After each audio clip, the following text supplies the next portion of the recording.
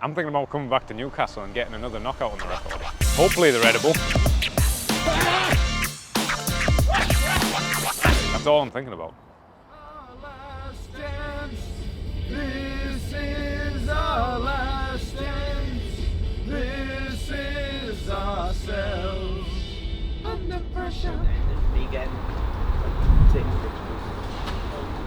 We bumped into Paul Hughes at Leon's fight in Dublin, and there's these two urinals in this this small toilet. Me and Harry are kind of shoulder to shoulder pissing, and I'm just asking, in Holland where they're really tall, do they make the urinal higher, or is it the same height and they just get splashed back on the shins?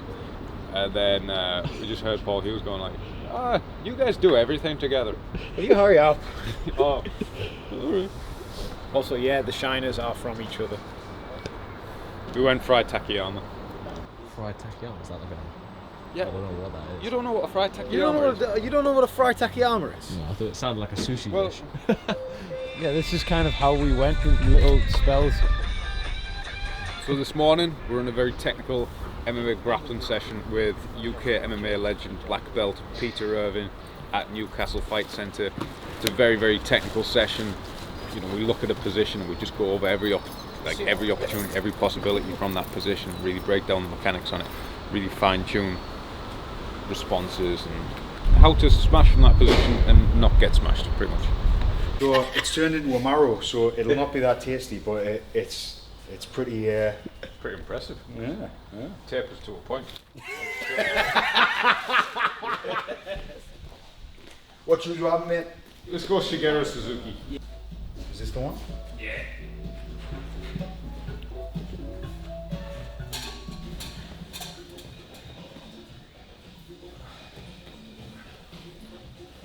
Starting off with some real basics, then we might get into a little bit more niche stuff that's more specific to George's opponent later on.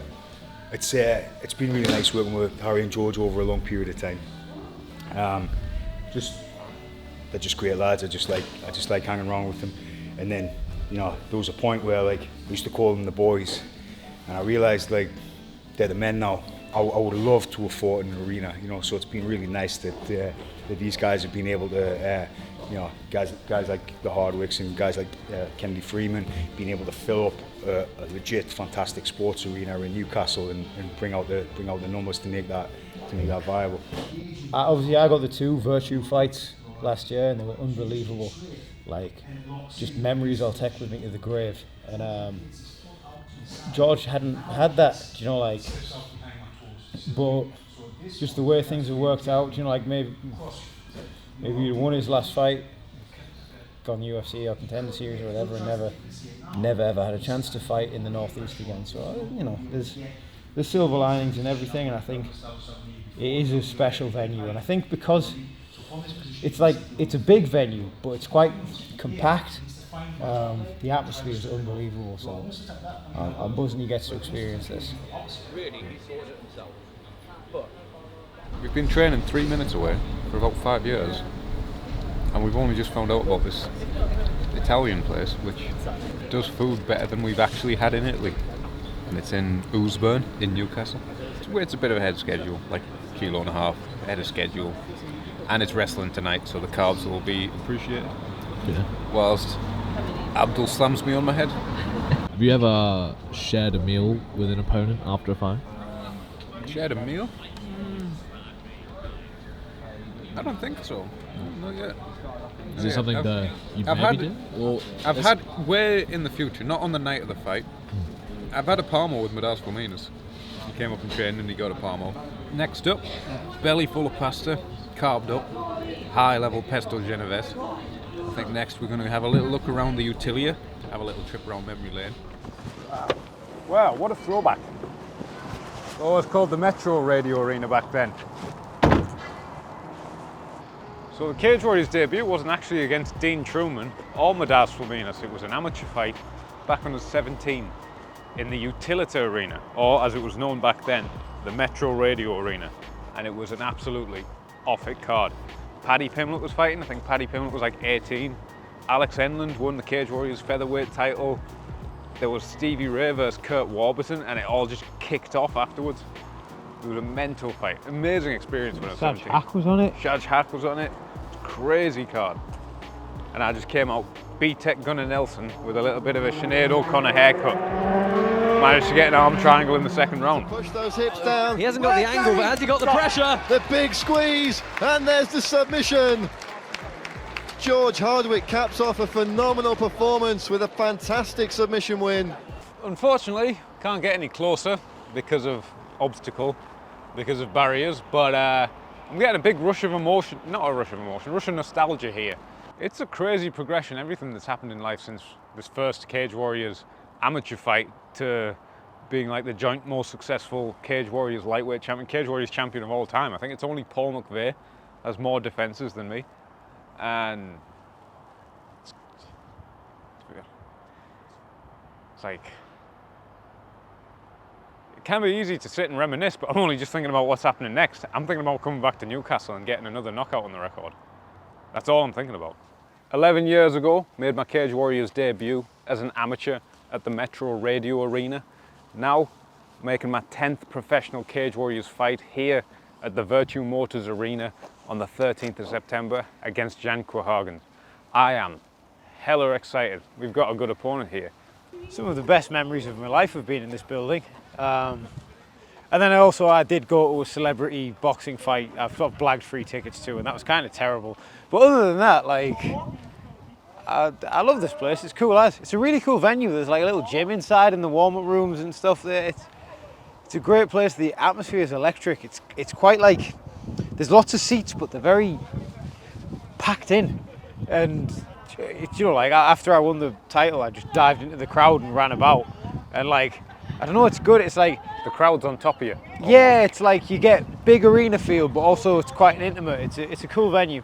So I've never heard Jan speak. I've watched his fights, watched all his fights, even before getting his name as an opponent. He's always been someone I've studied because he's been in that kind of fracas, in that hierarchy for the lightweight title fights. So I've always studied him, but I've never heard him speak. Is he going to have a really high-pitched, squealy voice, or something comedically low, or something in the middle? I've got no idea. I've just seen him in his warm-up sprinting about the back bit of the arena in Glasgow. What are you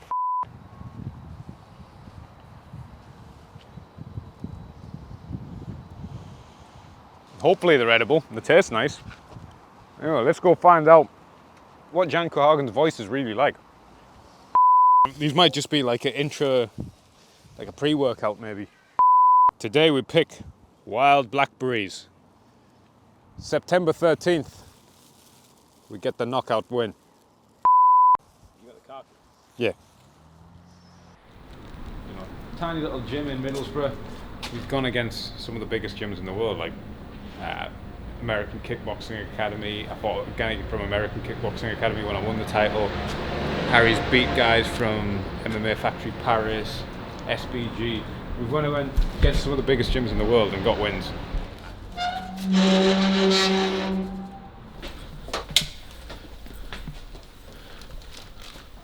Everything you could ever need. Mats, cage, bags, rusty old squat racks. You'll find a lot of tape in a lot of places.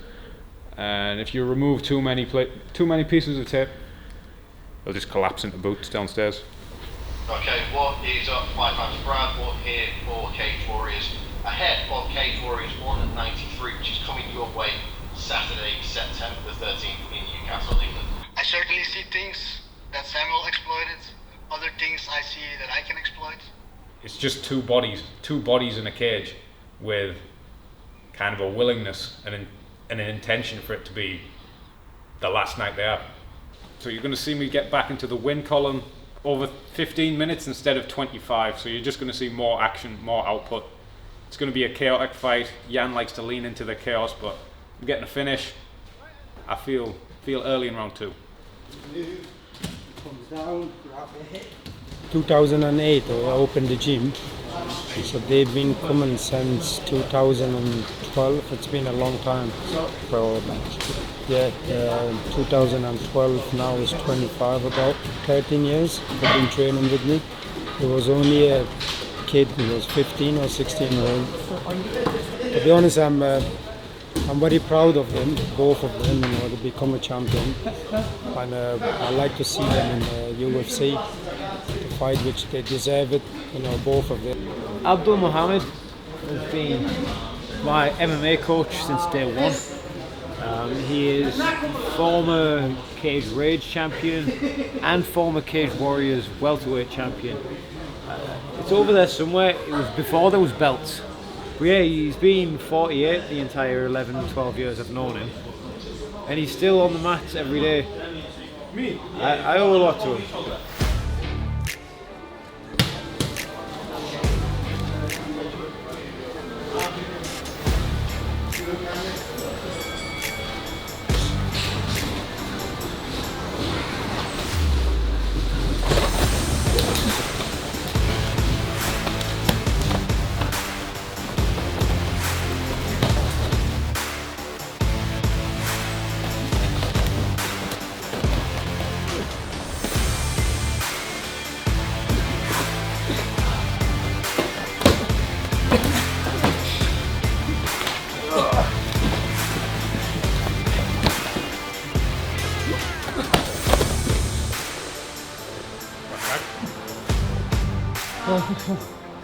Someone open cage! Paul, come in!